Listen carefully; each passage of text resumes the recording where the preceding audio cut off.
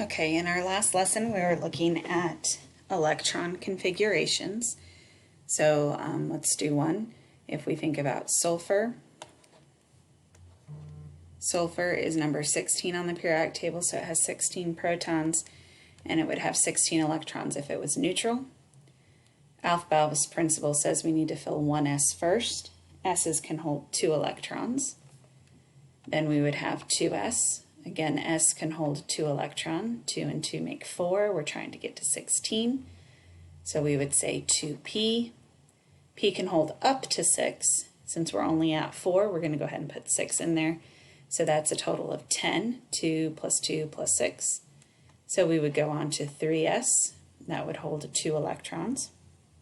So now we're at 12. So we have 4 more electrons, and those would go in the 3P. Now we also talked about how to use the periodic table to write that configuration with the different blocks. We'll look at that again in a second. But there is a way to shorten this even more, and that's called noble gas notation. So noble gases are group 18. Noble gases are group 18. And they're special because they're non-reactive. And they are non-reactive because they have a full outer shell. And a full outer shell means they have 8 valence electrons. And valence electrons are the outermost electrons. In other words, their outer shell has a full S and P sublevel. So we can use the noble gas to shorten the configuration. So if we were to look at sulfur on the periodic table, sulfur is number 16. The noble gas that comes before sulfur, so go up one row all the way over. Remember, group 18 is the noble gases. So it has to be one of these. So again, 16, go up and over, we get neon. Neon finishes row 2 for us. So instead of writing all the configuration, we can say that 1s2, 2s2, 2p6 is neon. So in brackets, we put the noble gas, and that takes care of everything there. And then we just have to tack on the extra part that makes sulfur sulfur instead of neon.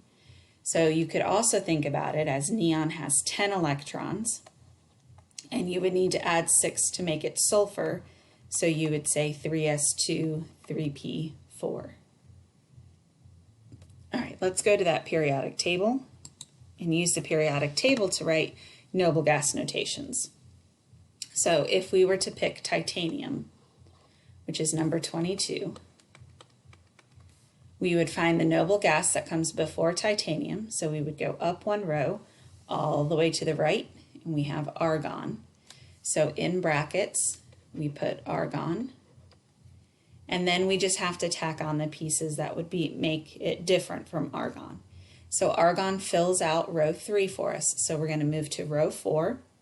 We would say 4, and then the S block is made of potassium and calcium. So we would say 4s2. We're here, we're trying to get to titanium. We're going to go into the D block. And when we move into the D block, it's 1 less than the row it's in. So this is 3D, not 4D. 3D, 1, 2. Titanium is the second one. So we would say 4s2, 3d2. All right, let's look at another one. Let's look at bromine. Or no, let's do iodine. So iodine is number 53. We don't really want to draw 53 arrows. We don't really want to start at 1s and work all the way down to 5p because that's pretty long. It's 53 electrons. So we're going to shorten it by using this noble gas notation. So the noble gas that comes before iodine, so let's write iodine.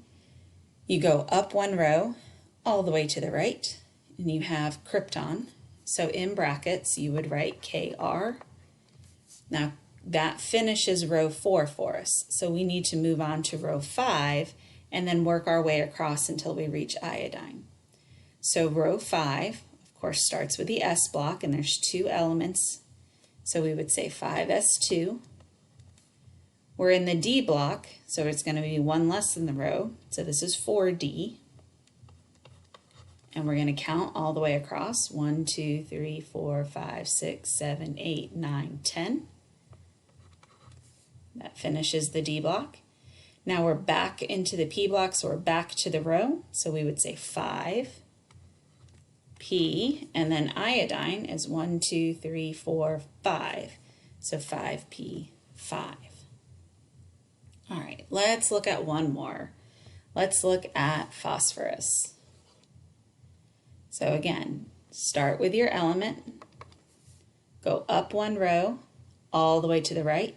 Neon would be the noble gas that comes before it. So we're taking out all of the configuration to neon.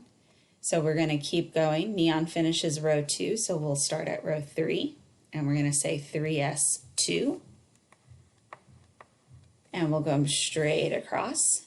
3p, 1, 2, 3. Phosphorus is the third one in the 3p. So 3p3.